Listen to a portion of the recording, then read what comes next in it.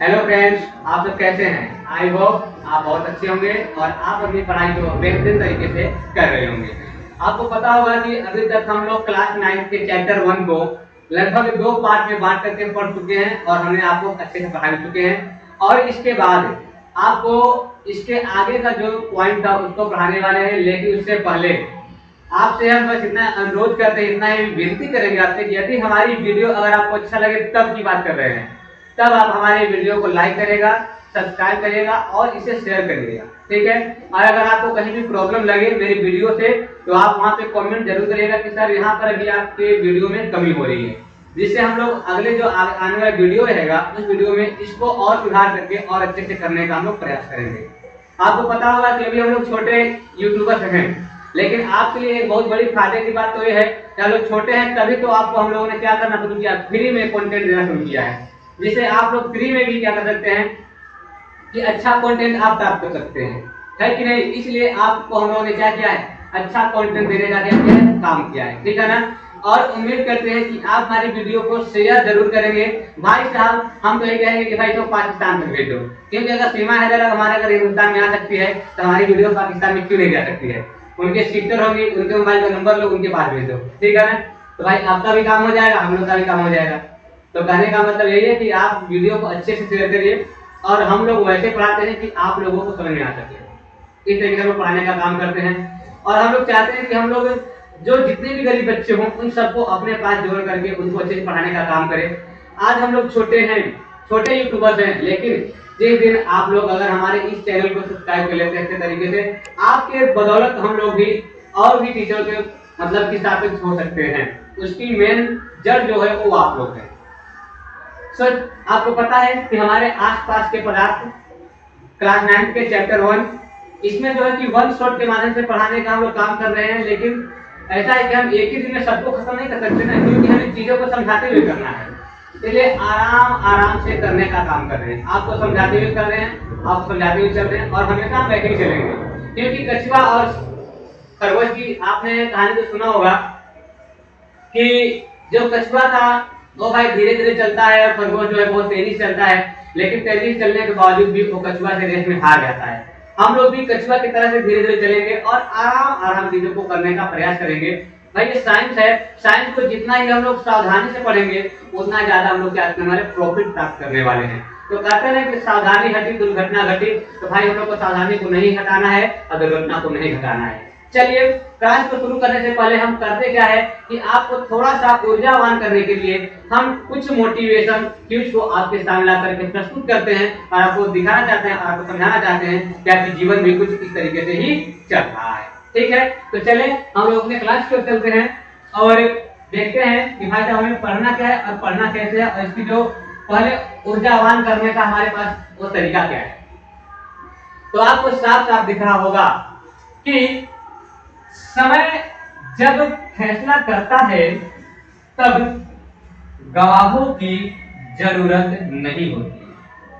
भाई साहब, समय जब अपना फैसला सुनाना शुरू करता है ना, तो उस समय वो गवाहों की जरूरत को नहीं समझता है, वो गवाहों की जरूरत नहीं चाहता है।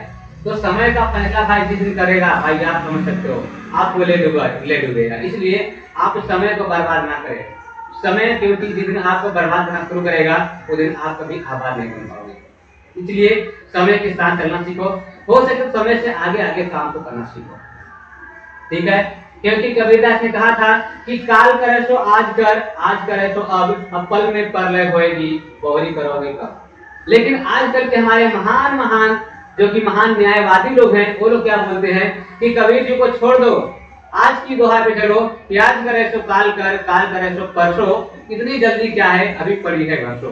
तो भाई इस पर मत चलो, आप कबीर जी के पहले दोहा पे चलो और बेहतरीन तरीके से अपनी चीजों को आगे की ओर लेते चलो। और आपसे मैं इतना वादा कर सकता हूँ, यदि आपने हमारा क्लास 9 का और क्लास 10 का अगर मेरी साइंस को देख लिया, तो आप एग्जाम में साइंस कहीं से भी किसी भी एग्जाम में आप साइंस में एक ही नंबर कटवा के नहीं आएंगे, पूरे नंबर ले जाएंगे, ठीक है। तो चलिए चलते हैं और आपको बता दें कि हमने ये जो है कि आपको इस नोट्स के माध्यम से आपको हम पढ़ा रहे हैं और बेहतरीन तरीके से समझा रहे हैं।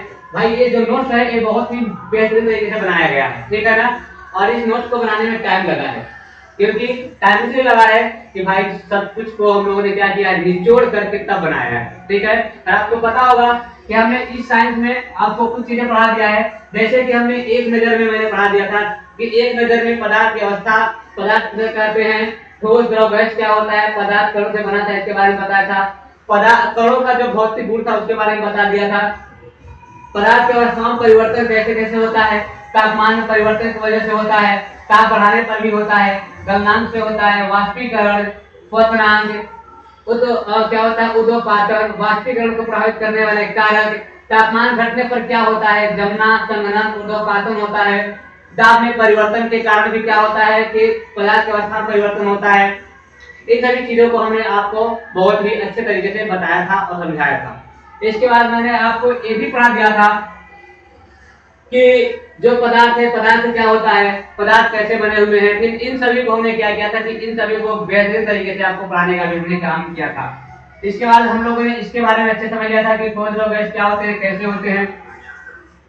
उसके बाद ठोस अवस्था क्या होता है, उसके गुणधर्म क्या है, द्रव क्या होता है उसका पढ़ा दिए थे, गैस क्या होता है इसके बारे में आपको हमने समझा दिया था। और अब हम लोग आगे चलने वाले हैं और चीजों को समझने का कोशिश करने वाले हैं, क्योंकि अब हम लोग का जो चैप्टर है वो शुरू होने वाला है पार्ट 3 के थ्रू से। ठीक है ना, पार्ट 1 और पार्ट 2 का जब लिंक होगा इसके वीडियो को डिस्क्रिप्शन में डाल दिया जाएगा, वहां पर जाकर के आप पार्ट 1 और पार्ट 2 को देखेंगे, तब आपको पार्ट 3 को देखने में बड़ा मजा आएगा। नहीं तो आपके आंखों से आंसू आएगा और आप भी क्या हो जाएंगे, आप भी कहेंगे पता नहीं सर क्या पढ़ा दिए। तो भाई हमारी गलती ना निकाल करके आप प्लीज कमेंट बॉक्स में आ जाइए, वहां भी इसको पिन कर देंगे और साथ ही साथ इसे हम अपने डिस्क्रिप्शन बॉक्स में भी डाल देंगे। वहां जाकर के पहले आप पार्ट 1 और पार्ट 2 को जरूर देखें, तब मजा आएगा, तब लगेगा कि हाँ यार सर ने जो भी पढ़ाया बेहतरीन पढ़ाया हम लोगों की। ठीक है, तो चलिए अब समझते हैं हम लोग गलनांक के बारे में कि गलनांक क्या होता है। तो कहने का मतलब कि जब कोई ठोस पदार्थ जिस तापक्रम पर गलना शुरू हो जाए उसी तापक्रम को हम गलनांक पॉइंट कहते हैं, गलनांक बिंदु कहते हैं। और जब कोई ठोस उस गलनांक बिंदु पर गलना शुरू कर दे तो उसी को हम क्या बोलते हैं, गलनांक बोलते हैं। ठीक है, जिसको हम लोग क्या बोलते हैं, जिसको हम लोग मेल्टिंग बोलते हैं। क्या बोलते हैं, मेल्टिंग बोलते हैं ना, मेल्टिंग पॉइंट मतलब गलन पॉइंट। ठीक है, वही बात कर रहा है कि गलनांक क्या होता है। यहाँ पे कह रहा है कि जिस तापक्रम पर, जिस तापमान पर वायुमंडलीय दाब पर कोई भी ठोस क्या होता है, कोई भी ठोस पिघलना शुरू हो जाता है, पिघल करके द्रव बनना शुरू हो जाता है, तो वह इसका क्या होता है, गलनांक कहलाता है। वह इसका क्या कहलाता है, गलनांक कहलाता है। मतलब कहने का मतलब मैंने बताया, आपसे ये बात बोला कि यदि कोई ठोस किसी भी तापक्रम पर अगर पिघलना शुरू हो जाए, गलना शुरू हो जाए, तो उसी को हम क्या बोलेंगे, उसी को हम गलनांक कहते हैं। क्या कहते हैं, गलनांक कहते हैं, मेल्टिंग पॉइंट कहते हैं। क्या कहते हैं, मेल्टिंग पॉइंट कहते हैं। ठीक है ना, जैसे कि बर्फ का गलनांक आपको पता होगा कि 273.15 केल्विन या फिर 273 यहाँ लिख दे रहे हैं, कितना होता है 273.15 केल्विन या फिर 16 केल्विन भी हो सकता है। ये आपके एग्जाम में पूछा भी गया था, यहाँ तक कि रेलवे के एग्जाम में भी पूछा गया था कि बर्फ का गलनांक कितना होता है। तो आप क्या बताएंगे, तो कहेंगे सर बर्फ का गलनांक जो होता है वो होता है 273.15 केल्विन, इतना होता है। अगर 16 केल्विन भी दे दे तो वहां पर गलत नहीं कहेंगे, वो भी होता है। ठीक है, इसके बाद आपको बता दें कि सुविधा के लिए क्या करते हैं, हम इसे क्या कहते हैं 0 डिग्री सेल्सियस अर्थात 273 केल्विन कर सकते हैं। मतलब एक बात आपको यहाँ से समझ में ये भी आ गया होगा कि जो आपका क्या होता है, जो आपका गलनांक होता है वो आपका 0 डिग्री सेल्सियस यानी कि 273 केल्विन पर भी शुरू हो जाता है। इसका मतलब हम यहाँ पे एक बात बोल सकते हैं, क्या ये बात बोल सकते हैं हम कि आपका जो 0 डिग्री सेल्सियस होता है, जो आपका 0 डिग्री सेल्सियस होता है वो आपके 273 केल्विन के क्या होता है, बराबर होता है। अगर हमें केल्विन में अगर निकालना हो तो हम क्या करेंगे, किसी चीज को अगर केल्विन में प्राप्त करना हो तो क्या करेंगे, तो हम करेंगे डिग्री सेल्सियस और बटे क्या कर देंगे, हम बटे में 273 यहाँ पे कर सकते हैं। ठीक है, ये बात समझ आ गया क्या, इसको हम इस तरीके से भी कर सकते हैं। ओके, चलिए अब आगे क्या है, एक आपका यहाँ पे नोट दिया हुआ है, नोट दिया हुआ है कि जब बर्फ पिघलती है, बर्फ का तापमान नहीं बढ़ता है। बात बहुत अच्छी है और बहुत ध्यानपूर्वक समझने की भी बात है। कहने का मतलब यह है कि जब बर्फ पिघलती है ना, तो बर्फ का जो है कि गलना, बर्फ का जो तापमान होता है वो बढ़ता नहीं है और ना ही घटता है। ठीक है। इसके बाद क्या है कि लगातार ऊष्मा प्रदान करने के बावजूद भी, क्योंकि संगलन की गुप्त ऊष्मा तापमान को बढ़ने नहीं देती है। संगलन का जो गुप्त ऊष्मा होता है वो क्या होता है, तापमान को बढ़ने नहीं देती है। इसलिए अगर कोई बर्फ अगर पिघलना शुरू हो जाए तो उसके तापमान पर कोई असर नहीं पड़ता है, कोई प्रभाव नहीं पड़ता है। ठीक है, आगे चलिए देखते हैं संगलन की गुप्त ऊष्मा क्या कहलाता है। मतलब कि संगलन की गुप्त ऊष्मा क्या होता है, हम किसे कहते हैं, संगलन की गुप्त ऊष्मा कहते हैं। तो समझिएगा अच्छे से इसको ध्यान से कि वायुमंडलीय दाब पर 1 किलोग्राम ठोस को उसके गलनांक पर द्रव में बदलने के लिए जितनी ऊष्मीय ऊर्जा की आवश्यकता होती है उसे क्या बोलते हैं, संगलन की गुप्त ऊष्मा कहते हैं।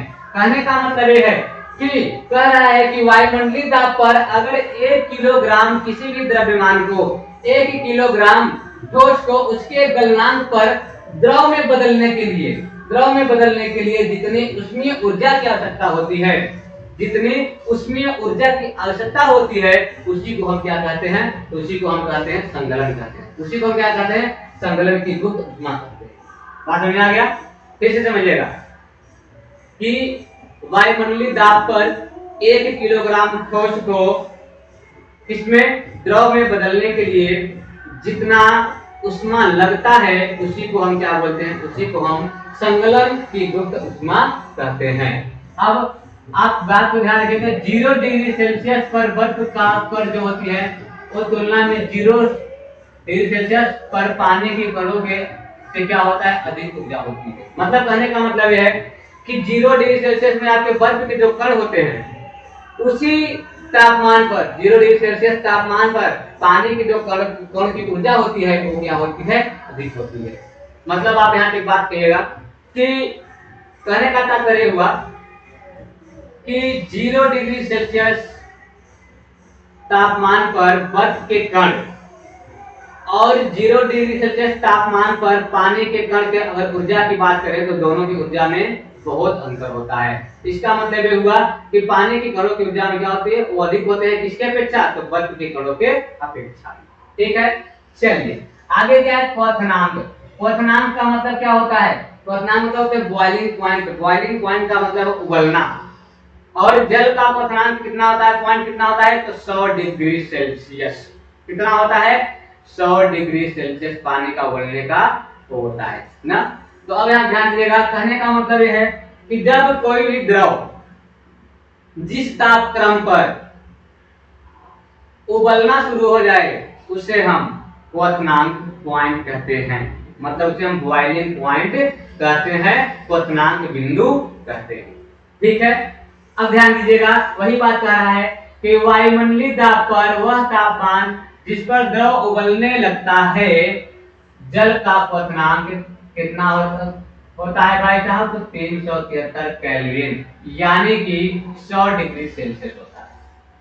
मतलब कहने का मतलब यह है, अगर आपसे पूछा जाएगा कि जल का क्वथनांक कितना होता है तो बोलेंगे सब 373 केल्विन यानी कि 100 डिग्री सेल्सियस होता है ना। और अगर आपसे बोल दिया जाए कि जल का गलनांक कितना होता है, पानी का गलनांक, बर्फ का गलनांक कितना होता है, तो आप कितना बताओगे, 273 डिग्री। क्या बताएंगे, डिग्री बताएंगे नहीं, 273 केल्विन बताएंगे। ठीक है, यहाँ पे गलती मत करना। यहाँ पे बात ध्यान रखना कि डिग्री सेल्सियस होता है, डिग्री फ़ारेनहाइट होता है, लेकिन आपका यहाँ पे डिग्री नहीं बल्कि केवल और केवल केल्विन होता है। ठीक है ना, केवल और केवल क्या होता है, केल्विन होता है। डिग्री सेल्सियस या डिग्री क्या होते हैं, सेंटीग्रेड, डिग्री फ़ारेनहाइट और क्या होता है, केल्विन होता है। तो आपसे अगर कोई पूछा ये बताओ कि बर्फ का गलनांक कितना होता है, तो आंख बंद करके बोलना सर 0 डिग्री सेल्सियस। कोई पूछा कि उसका केल्विन में मान बताओ तो बोलना 273 केल्विन। कोई पूछेगा कि जल का क्वथनांक कितना होता है तो बोलना कि 100 डिग्री सेल्सियस। जल का क्वथनांक केल्विन बताओ कितना होता है, तो कितना बोलेंगे 200 प्लस 100 373 केल्विन। कितना होता है 373 केल्विन। वही बात है, वही मैंने कहा है कि वह तापक्रम जिस पर जल उबलना शुरू हो जाए, उबलना प्रारंभ हो जाए, उसी को हम क्या बोलेंगे, उसी को हम क्वथनांक बिंदु कहेंगे, उसी को हम बॉइलिंग पॉइंट कहेंगे। जल का बॉइलिंग पॉइंट 100 डिग्री सेल्सियस या 373 केल्विन तक होता है। ठीक है, चलिए आगे। आगे है वाष्पीकरण की गुप्त उष्मा क्या होता है। वाष्पीकरण की गुप्त उष्मा क्या होता है, तो ध्यान दीजिएगा, वायुमंडलीय दाब पर जब 1 किलोग्राम द्रव को उसके क्वथनांक पर वाष्प में बदलने के लिए जितनी ऊष्मीय ऊर्जा की आवश्यकता होता है, उसी को हम वाष्पीकरण की गुप्त ऊर्जा कहते हैं। भाई साहब बहुत इजी है, ज्यादा हार्ड नहीं है। अब आप बताइए कि संगलन जो था, संगलन की गुप्त उष्मा क्या कहलाता था, तो वही कि वायुमंडलीय दाब पर जब 1 किलोग्राम ठोस को उसके गलनांक पर द्रव में बदलना शुरू हो जाता है, उसे क्या बोलते हैं, उसे हम संगलन की गुप्त उष्मा कहते हैं, गुप्त ऊर्जा कहते हैं। उसी प्रकार से वाष्पीकरण की गुप्त ऊर्जा क्या होता है कि वायुमंडलीय दाब पर जब 1 किलोग्राम द्रव को उसके क्वथनांक पर वाष्प में बदलना शुरू हो जाता है, और जितना उसमें ऊर्जा लगता है, जितना उसमें उष्मा लगता है, उसी को हम क्या बोलते हैं, उसी को हम क्या कहते हैं, उसी को हम वाष्पीकरण की गुप्त उष्मा कहते हैं। ठीक है, चलिए आगे। आगे ध्यान दीजिएगा कि नोट क्या है कि जब पानी का उबाला जाता है, मतलब यहाँ देखो जब पानी को उबाला जाता है तो क्या होता है, तो उसके तापमान में वृद्धि नहीं होती है। भाई साहब यहाँ भी बहुत बड़ी बात है कि जब पानी को उबाला जाता है तो उसके तापमान में वृद्धि नहीं होती है। तो होता क्या है, तापमान 100 डिग्री सेल्सियस ही रहता है। तापमान जो होता है कि 100 डिग्री सेल्सियस ही रहता है, किसकी, पानी की। तो यहाँ पे एक बात समझ में आया कि अगर कोई पूछेगा कि अगर पानी को जब हम उबालते हैं तो उसका तापमान कितना होता है, उसके तापमान में कोई परिवर्तन होता है कि नहीं, तो बोलेंगे सर जी नहीं होता है, क्योंकि पानी का तापमान 100 डिग्री सेल्सियस ही रहता है। ठीक है, आगे। क्योंकि वाष्पीकरण की गुप्त उष्मा पानी के कणों के बीच के आकर्षण बल को तोड़ती है। क्योंकि क्या करता है कि जो आपके वाष्पीकरण की जो गुप्त उष्मा होता है, और पानी के बीच जो कण होते हैं, जो अणु जुड़े होते हैं, उनको सिर्फ तोड़ने का काम करता है। इसलिए उसका तापमान क्या होता है, सदैव क्या होता है, समान होता है, सदैव बराबर होता है। ठीक है, ध्यान दीजिएगा। अतः 100 डिग्री सेल्सियस तापमान पर वाष्प के कणों में उसकी तापमान पर पानी के कणों की अपेक्षा अधिक ऊर्जा होती है। फिर वही बात कह रहा है कि 100 डिग्री सेल्सियस तापमान पर वाष्प के कणों में उसकी तापमान पर पानी के कणों की जो आपकी उसका ऊर्जा होता है, ऊर्जा होता है, अधिक होता है। ठीक है, यहाँ ध्यान दीजिएगा। ठोस अवस्था को उष्मा के द्वारा द्रव में बदला जाता है, और द्रव को उष्मा के द्वारा गैस में बदला जाता है। गैस को ठंडा करके द्रव में बदला जाता है, और द्रव को ठंडा करके ठोस में बदला जाता है। ठीक है, बात समझ आ गया। आप अगर कहा जाए कि सिंपल सामान्य जल का अगर बात किया जाए कि तापमान कितना होता है, तो आप क्या कहेंगे, कहेंगे सर 25 डिग्री सेल्सियस। सामान्य जल का तापमान कितना होता है, तो कहेंगे 25 डिग्री सेल्सियस। बर्फ का तापमान कितना होता है, तो कहेंगे 0 डिग्री सेल्सियस। और वाष्प का तापमान कितना होता है, तो कहेंगे 100 डिग्री सेल्सियस। अब कहा जाएगा कि ये बताइए कि जल का तापमान केल्विन में कितना होता है, तो क्या बताएंगे, तब कहेंगे सर कुछ नहीं करना है, इसी में हम क्या करेंगे कि 273 को हम क्या करेंगे, ऐड कर देंगे, तो कितना हो जाएगा 298.15। कहा जाएगा पानी का तापमान केल्विन में बताइए, तो कितना बताएंगे 298.15 केल्विन। इसका पानी का, बर्फ का कितना होता है 273.15 केल्विन। जब उबलने लगता है तब कितना होता है वाष्प का, तो कहेंगे वाष्प का सर 373.15 केल्विन। क्या आपको ये बात समझ आई अच्छे से? अगर हमें ठोस को द्रव में करना होता है तो उसे हम क्या करना पड़ता है, उसको हमें उसमें उष्मा देना पड़ता है। द्रव को गैस में करना होता है तो क्या करते हैं, उसमें उष्मा देते हैं। जब गैस को द्रव में बदलना होता है तो उसे हम ठंडा करते हैं, और जब द्रव को ठोस में बदलना होता है तो उसे हम क्या करते हैं, ठंडा करते हैं। ओके, चलिए अब यहाँ पे दिया हुआ है ऊर्ध्वपातन। ऊर्ध्वपातन क्या होता है पहले समझिएगा अच्छे से। जब कोई ठोस बिना द्रव में बदले सीधा गैस में बदल जाता है तो उसे हम ऊर्ध्वपातन करते हैं। बात समझ में आया कि जब कोई मान लो ठोस है, जब कोई ठोस बिना द्रव में बदले सीधा गैस में बदल जाए उसे हम ऊर्ध्वपातन कहते हैं। जैसे आयोडीन, कपूर, नेफ्थलीन, ये सभी के सभी क्या है, ये आपके ऊर्ध्वपातन के अंतर्गत आते हैं। वही बात देखिए, कुछ ऐसे पदार्थ होते हैं जो द्रव अवस्था में परिवर्तित हुए बिना, द्रव अवस्था में परिवर्तित हुए बिना ठोस अवस्था में क्या होते हैं, ठोस अवस्था से सीधा गैस में बदल जाते हैं और वाष्पित होकर ठोस में बदल जाते हैं। इसी को हम क्या कहते हैं, इसी को हम ऊर्ध्वपातन कहते हैं। यहाँ पे एक बात ध्यान रखिएगा, जब ठोस से गैस बना तो ऊर्ध्वपातन हुआ, और जब गैस से ठोस बना तो उसे निक्षेपण कहते हैं। ठीक है, जब ठोस से गैस बना तो उसे हम ऊर्ध्वपातन कहें, और जब वो गैस से ठोस बना उसे हम निक्षेपण कहते हैं। ठीक है, इस प्रक्रिया को ऊर्ध्वपातन कहते हैं।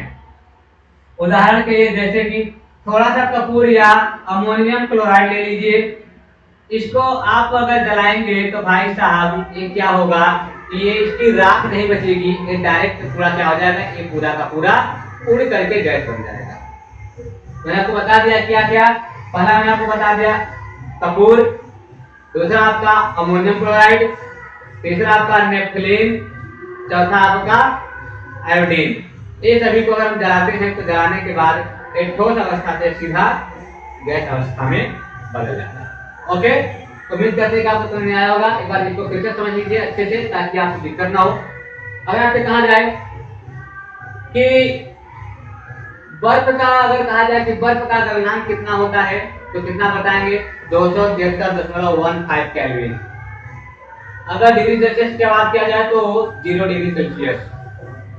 अब अगर बात किया जाए कि संगलन की गुप्त उष्मा क्या कहलाता है, तो वायुमंडलीय दाब पर जब 1 किलोग्राम ठोस को उसके गलनांक पर द्रव में बदलने के लिए जितना उष्मा का आवश्यकता होती है उसी को हम क्या बोलते हैं, उसी को हम संगलन की गुप्त उष्मा कहते हैं। ठीक है, इसके बाद क्वथनांक क्या होता है, तो किसी भी जल का क्वथनांक कितना होता है, तो 100 डिग्री सेल्सियस होता है। 100 डिग्री सेल्सियस का मतलब कितना हुआ, 373 केल्विन हुआ। ठीक है, अब इसके बाद है कि भाई वाष्पीकरण की गुप्त उष्मा क्या कहलाता है, तो ये होता क्या है कि वायुमंडलीय दाब पर जब 1 किलोग्राम द्रव को उसके क्वथनांक पर वाष्प में बदलने के लिए जितनी उसमें ऊर्जा की आवश्यकता होती है उसी को हम क्या कहते हैं, वाष्पीकरण की गुप्त उष्मा कहते हैं। ठीक है, इसके बाद जब पानी को उबाला जाता है तो उसके तापमान में वृद्धि नहीं होती है, तापमान 100 डिग्री सेल्सियस का 100 डिग्री सेल्सियस ही रहता है। ठीक है, अब यहाँ मैंने आपको क्या बताया था कि ठोस अवस्था को अगर द्रव में बदलना होता है तो उसमें उष्मा दिया जाता है, द्रव अवस्था से अगर गैस में बदलना होता है तभी उसमें क्या करते हैं, तभी उसमें उष्मा देते हैं। अगर गैस से द्रव में करना होता है तो उसको ठंडा करते हैं, द्रव से अगर ठोस में करते हैं तब भी ठंडा करते हैं। और जो जल का तापमान होता है वो 25 डिग्री सेल्सियस होता है, और अगर हम केल्विन की बात करें तो 298.15 केल्विन होता है। ऊर्ध्वपातन क्या होता है, जब कोई ठोस द्रव में बदले बिना डायरेक्ट गैस में बदल जाता है तो हम क्या बोलते हैं, उसे हम ऊर्ध्वपातन कहते हैं। जैसे कपूर, अमोनियम क्लोराइड, और आपका क्या मैंने बताया था, नेफ्थलीन, और आपको मैंने क्या बताया था, आयोडीन। ये सब मैंने आपको बताया। ठीक है, चलिए आगे चलते हैं। अगर क्या हुआ है, यहाँ समझने की बात है, यहाँ पे आप समझिएगा कि दूसरा बात क्या है कि दाब परिवर्तन का प्रभाव, दाब परिवर्तन का प्रभाव। यदि हम तापमान घटाते हैं तो घटाने पर क्या होता है कि सिलेंडर में गैस लेकर उसे संपीड़ित करें, तो कणों के बीच की दूरी कम हो जाएगी और गैस द्रव में बदल जाता है। भाई साहब बहुत सिंपल सी बात है। दाब डालने से क्या होता है कि अगर जल पानी है उसको हम उबालते हैं तो उबालने के बाद क्या होता है, वाष्प भी बदलता है। लेकिन जैसे हम दाब डाल देते हैं उस पर, उसके कण फिर से एक दूसरे के नजदीक हो जाते हैं और वो पुनः गैस से द्रव में बदलना हो जाता है, जिसको हम शीतलन कर सकते हैं। आप जब चावल बना रहे होंगे घर पे, जब आप खाना बना रहे होंगे तो आपने देखा होगा कि जब एक बर्तन में आप खाना बना रहे हैं और खाना बनाते हैं तो इसमें हम क्या करते हैं, इसमें हम ढक्कन का प्रयोग करते हैं। इसमें हम क्या करते हैं, ढक्कन का प्रयोग करते हैं। तो ढक्कन लगने के बाद देखते हैं, जो ढक्कन को हटाते हैं तो ढक्कन से पानी टपकता रहता है, पानी की बूंदें गिरती है। पता है क्यों? क्योंकि दाब लगाने पर वो गैस बन ही नहीं पाया और पुनः फिर से क्या हुआ, फिर से वो द्रव बनना शुरू हो गया। ठीक है, तो दाब से एक परिवर्तन होता है और जब द्रव को जब ज्यादा दाब डालेंगे तो ठोस बन जाएगा। बात समझ आ रही है? अगर हमने गैस पे दाब डाला तो द्रव बन गया, द्रव पे दाब डालेंगे तो ठोस बन जाएगा। ओके, चलिए एक बात ध्यान रखना है कि यदि हम तापमान घटाते हैं तो घटाने पर क्या होता है कि जो गैस होता है वो पुनः उसकी जो मतलब कि अणु के जो दूरी होती है, जो गैसिंग होती है, वो पुनः सटना शुरू हो जाता है, किससे एक दूसरे पे जाता है, एक दूसरे के नजदीक होने लगता है और बाद में वो आपके गैस से क्या बन जाते हैं, द्रव बन जाते हैं। ठीक, चलिए ऐसा देखते हैं, यहाँ पे देखते हैं पिस्टन कैसे है कि जब पिस्टन पे क्या हो रहा है कि जब ये द्रव पे जब ज्यादा दाब डाला तो दाब डालने बाद क्या होता है, ये आपका मतलब कि लगभग ठोस के जैसा कार्य करने लगता है। चलिए आगे, ज्यादा दाब डालने से गैस के कण नजदीक आ जाते हैं। वही बात है कि जब हम अधिक दाब डालते हैं तो गैस के जो कण होते हैं, जो दूर दूर होते हैं, वो नजदीक हो जाते हैं, नजदीक आ जाते हैं। ठीक है, इसके बाद सॉलिड कार्बन डाइऑक्साइड ना, सॉलिड कार्बन डाइऑक्साइड मतलब ठोस कार्बन डाइऑक्साइड, इसको हम कहते हैं शुष्क बर्फ, जिसे हम क्या बोलते हैं, शुष्क बर्फ, जिसको हम क्या बोलते हैं, ड्राई आइस बोलते हैं। वो वापिस गैसीय CO2 में बदला जा सकता है बिना द्रव अवस्था में बदले ही। कहने का मतलब कि CO2 आपका क्या होता है, तो आपका शुष्क बर्फ होता है। शुष्क बर्फ ऐसा होता है कि अगर अपने हाथों पे आप रख लोगे ना, अगर हाथों पे भी रख लोगे तो आपके हाथ से सूखे के सूखे रहेंगे, गीले नहीं होते। तो उसे ठोस से डायरेक्ट उसको हम गैस में बदल सकते हैं। ठीक है, बिना द्रव में बदले ही उसे हम क्या कर सकते हैं, उसे हम गैस में बदल सकते हैं। ठीक है, तो इसके लिए दाब को घटा करके एक एटमॉस्फेरिक तक करना होता है। मतलब CO2 तो गैस है, उसे ठोस बनने के लिए उसे हम बिना द्रव में बदले ही उसके वायुमंडलीय दाब को घटा करके एक एटमॉस्फेरिक यूनिट तक लाते हैं, तब वो आपका जो गैस होता है वो आपके ठोस बन जाता है। ठीक, चलिए अब शुष्क बर्फ ठोस कार्बन डाइऑक्साइड को हम क्या बोलते हैं, सॉलिड CO2 भी बोलते हैं। शुष्क बर्फ को हम लोग क्या कहते हैं, सॉलिड CO2 बोलते हैं, मतलब ठोस कार्बन डाइऑक्साइड भी बोलते हैं। यहाँ देखिए, अगर ठोस द्रव में बदल रहा है तो इसको हम संगलन कहते हैं। अगर द्रव गैस में बदल रहा है तो इसे हम वाष्पीकरण कहते हैं। और यदि द्रव में बदल रहा है तो इसको हम संघनन कहेंगे। ये संघनन है, ये संगलन है, ठीक है ना। और जब हम द्रव को जब ठंडा करेंगे तो क्या हो जाएगा, जमेगा, फिर ठोस बन जाएगा, ठीक है ना। और जब ठोस सीधा गैस बने तो उसे हम ऊर्ध्वपातन बोलेंगे, और जब गैस सीधा ठोस बने उसे हम निक्षेपण बोलेंगे। ओके, बात समझ आ गई अच्छे से।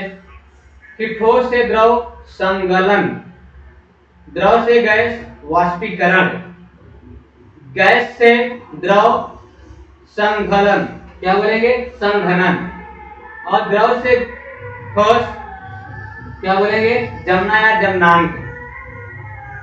ठोस से गैस ऊर्ध्वपातन और गैस से ठोस निक्षेपण, ये बोलेंगे। ठीक है, चलिए आगे चलते हैं और समझते हैं वाष्पीकरण के बारे में कि वाष्पीकरण क्या होता है। वाष्पीकरण एक ऐसी सतही प्रक्रिया है जिसमें द्रव पदार्थों में सतह के कण क्वथनांक से नीचे किसी भी तापमान पर वाष्प में बदलने लगते हैं। ऐसी प्रक्रिया को वाष्पीकरण कहते हैं। कहने का मतलब वाष्पीकरण क्या होता है कि जब किसी भी द्रव को हम किसी तापमान पर उबालना शुरू करते हैं और वह क्वथनांक के नीचे ही उबलना शुरू हो जाए, वह वाष्प में बदलना शुरू हो जाए, तो इस प्रक्रिया को वाष्पीकरण प्रक्रिया कहते हैं। ठीक है,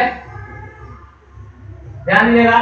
सतह पर उपस्थित कणों में उच्च गतिज ऊर्जा के कारण वे अन्य कणों के आकर्षण बल से मुक्त हो जाते हैं और इसी कारण से वाष्प में बदल जाते हैं। अच्छा, आपसे अगर कोई पूछेगा कि अगर हम किसी पात्र में अगर पानी को डालते हैं तो पानी सबसे जल्दी कहाँ गर्म होता है, किस जगह का? तो क्या सतह का? नहीं, सतह के ऊपर वाला। सतह वाला बाद में गर्म होता है, पहले सतह के ऊपर वाला गर्म होता है। ठीक है, ध्यान दीजिएगा। आप सतही क्षेत्रफल किसे कहते हैं? सतही क्षेत्रफल बढ़ाने से वाष्पीकरण की दर बढ़ जाती है। सतह का अगर क्षेत्रफल को बढ़ाते हैं तो इसका जो वाष्पीकरण होता है, उसका जो दर होता है वो क्या होता है, बढ़ जाता है। ठीक है, आगे क्या है कि तापमान में वृद्धि। तापमान बढ़ाने से क्या होता है, वाष्पीकरण की दर बढ़ जाती है। अगर तापमान को भी बढ़ाते हैं तो वाष्पीकरण का जो वृद्धि होता है, जो दर होता है, वो बढ़ जाता है, और तापमान घटाएंगे तो वाष्पीकरण का जो दर है वो घट जाएगा। ठीक है, क्योंकि पदार्थ के कणों की गतिज ऊर्जा बढ़ जाती है। जब तापमान में वृद्धि करेंगे तो उसका जो वाष्पीकरण की दर है वो क्या हो जाएगा, बढ़ जाएगा। क्यों बढ़ेगा? क्योंकि इसका जो पदार्थ के जो कण होते हैं उनकी गतिज ऊर्जा क्या होता है, बढ़ जाता है। ठीक है, अभी चलें। क्या समझ में आ रहा है? अगर समझ में नहीं आ रहा है तो आप बोल सकते हैं, लेकिन मैं उम्मीद करता हूं कि आपको जो मैं समझाऊं वो आपको समझ में आ रहा होगा। और ये साइंस है इतना ज्यादा कि मतलब कि आरामदायक तो नहीं है, लेकिन भाई पढ़ाई बहुत अच्छी चीज होती है कि वो सिर्फ वो आपके हाथ को और आपके दिमाग को ज्यादा डिस्टर्ब कर सकता है, ज्यादा दर्द दे सकता है, बाकी आपकी बॉडी को आराम दे सकता है। बस 6 महीने अपने आप को 6 महीने इसके लिए झोंक दो, उसके बाद अगर आप निकलेंगे तो आप निखर के निकलेंगे, और नहीं तो फिर आप क्या हो जाएंगे, आप बिखर जाएंगे। ठीक है, चलिए आगे चलते हैं। चौथा क्या है, वायु की गति। अगर वायु की गति बढ़ जाती है तो वाष्पीकरण की दर भी बढ़ जाती है। अगर वायु की गति अगर बढ़ जाती है तो वाष्पीकरण की जो गति होता है क्या होता है, वो भी बढ़ जाती है। ठीक है, चलिए। वाष्पीकरण से शीतलता होती है। वाष्पीकरण से क्या होता है, शीतलता होती है। आपने देखा होगा कि ठंडी के समय में या गर्मी के समय में जो भोजन बनने में 15 मिनट का टाइम लगता है, ठंडी के समय वही भोजन बनने में 20 मिनट का टाइम लगता है। क्यों? इसका रीजन ये है कि वाष्पीकरण से क्या होता है, शीतलता होना शुरू हो जाती है। ओके, चलिए आगे। वाष्पीकरण प्रक्रिया के दौरान लुप्त हुई ऊर्जा को पुनः प्राप्त करने के लिए द्रव के कण अपने आसपास के वातावरण से ऊर्जा अवशोषित कर लेते हैं। इस अवशोषण के कारण वातावरण शीतल हो जाते हैं। कहने का मतलब ये है कि वाष्पीकरण प्रक्रिया के दौरान क्या होता है कि जो लुप्त हुआ होता है ऊर्जा, उसको पुनः प्राप्त करने के लिए जो द्रव के कण होते हैं वह अपने आसपास के सभी वातावरण से ऊर्जा को अवशोषित करना शुरू कर देती है, और इसके बाद अवशोषण के कारण क्या होता है कि वातावरण शीतल हो जाता है, मतलब वातावरण ठंडा हो जाता है। ठीक है, उदाहरण में जैसे कि समझिएगा, अगर हम हाथ पर एसीटोन डालते हैं तो एसीटोन हमारे हाथ से उष्मा लेकर वाष्प में परिवर्तित हो जाता है, और इसी कारण हम हाथ पर शीतलता महसूस करते हैं। अगर आपको मैं बता दूं, जैसे कि अगर सपोज दैट अगर आप अपने हाथों पर क्या लेते हैं, अगर पेट्रोल लेते हैं तो पेट्रोल को जब बात क्या होता है कि उड़ जाता है, लेकिन हमारे हाथ में आते हैं, हमारे हाथ में ठंडा महसूस होता है, ठंडा लगता है। इसी प्रकार से अगर आप थिनर को अपने हाथ पर लेते हैं, उसके बाद थिनर तो उड़ जाए, लेकिन अगर हाथ अगर वाइट अगर उसको संपर्क कराएंगे तो आपके हाथ से क्या होता है, ठंडा लगता है। ठीक है। इसके बाद नंबर 3 क्या बोल रहा है कि गर्मियों में अक्सर लोग जमीन पर पानी छिड़कते हैं। यह पानी जमीन से ऊर्जा गर्मी प्राप्त करके वाष्प में बदल जाता है और उस जगह को ठंडा कर देता है कि नहीं? गर्मी में लोग क्या करते हैं, गर्मी में लोग जमीन पर या फर्श पर क्या करते हैं, पानी डालते हैं। वहां की जो गर्मी होती है उसे क्या होता है कि वो ऊर्जा और उष्मा शक्ति क्या होता है, ऊर्जा निकल जाता है, वहां पर क्या ठंडा हो जाता है। ठीक है, चलिए अब ये आपका जो चैप्टर था, ये आपका चैप्टर एक था और आपका चैप्टर आज क्या हुआ, फिनिश हुआ, खत्म हुआ। और उम्मीद करते हैं कि आपको चीजें समझ में आया होगा बेहतरीन तरीके से। अगर समझ में नहीं आया होगा तो आपको करना क्या है, आप वीडियो को रोक करके दोबारा पुनः फिर से देखेंगे तो आपको हमारी वीडियो आपको बेहतरीन लग जाएगा, क्योंकि हमने इस तरीके से आपको पढ़ाया है। उम्मीद करते हैं कि आपको हमारी पढ़ाई हुई वीडियो जो भी है क्लास 9 का जो चैप्टर 1 था उसको मैंने कंप्लीट कर दिया, आपको बेहतरीन और बहुत ही अच्छा लगा होगा। ठीक है, और अगर आपको हमारी वीडियो अच्छा लगा होगा तो आपको करना क्या है, अपना अंगूठा दे देना है। अरे मतलब काट के मत देना, बस केवल लाइक ठोक देना। और हाँ, थोड़ी मत ठोकना, खूब तेजी मत ठोक देना, आराम से ठोकना ताकि आपका मोबाइल का जो फोल्डर बचा रहे। ठीक है, तो हम लोग मिलते हैं नेक्स्ट एपिसोड में अगले दिन। तब तक के लिए जय हिंद, जय भारत।